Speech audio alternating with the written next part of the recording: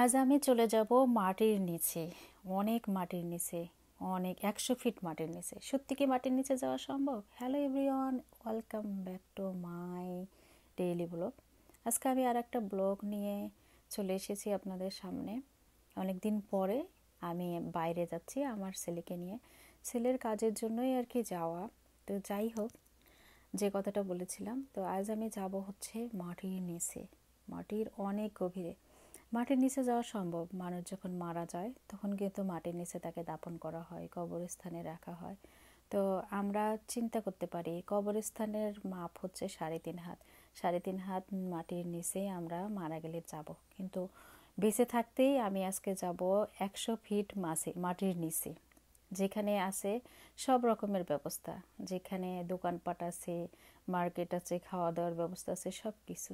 এই তো আজ এখন আমি চলে যাচ্ছি সেই মাটির নিচে। এটা হচ্ছে নিউ ইয়র্কের সাবওয়ে।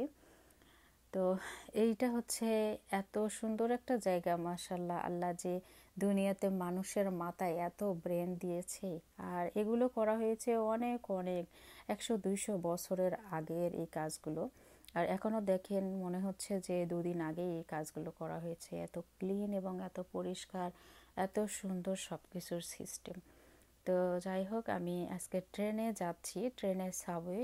এই সাবওয়েটা কিন্তু 100 ফিট মাটির নিচে, যেখানে একটা মনে হচ্ছে যে এটা একটা শহরের মাঝে আমরা বসবাস করছি। আর এখানে সব রকমের ব্যবস্থা আছে। এখানে এই পাশ দিয়ে যত লোকজন যাওয়া আসা করছে, সবচাইতে ইজিয়েস্ট একটা ওয়ে হচ্ছে আমেরিকার এই সাবওয়ে, নিউ ইয়র্কের এই সাবওয়ে, যেখানে খুব সহজেই আমরা আমরা অনেক অনেক দূরের রাস্তাও অনেক তাড়াতাড়িতে আমরা যেতে পারি।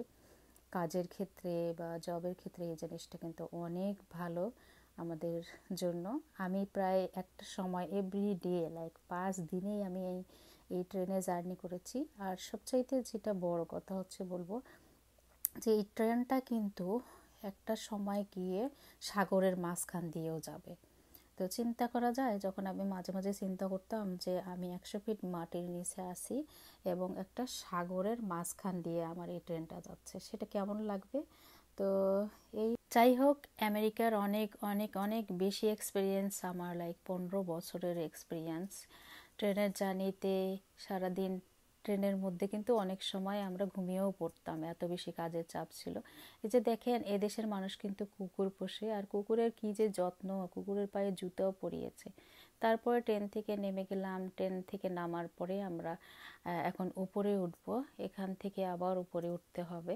তো এখানে যদি আপনি একবার টিকিট কেটে, তো ট্রেন থেকে আরেক ট্রেনে, আরেক ট্রেন থেকে আরেক ট্রেনে, এভাবে যেতে পারবেন, অনেক জায়গায় যেতে পারবেন। তো দেখেন কত সুন্দর, কত গভীর, মাঝে মাঝে মনে হয় যে ওইগুলো অন্ধকার জায়গা। আর কারেন্ট চলে গেলে, এখানে এই দেশে কিন্তু কারেন্ট কখনো যায় না। কারেন্ট চলে গেলে কিন্তু এই সব কিছু অন্ধকার হবে, সব কিছু অচল হয়ে যাবে, কোনো কিছুই চলবে না। তো যাই হোক বন্ধুরা, সবাই ভালো থাকো। আল্লাহ হাফেজ।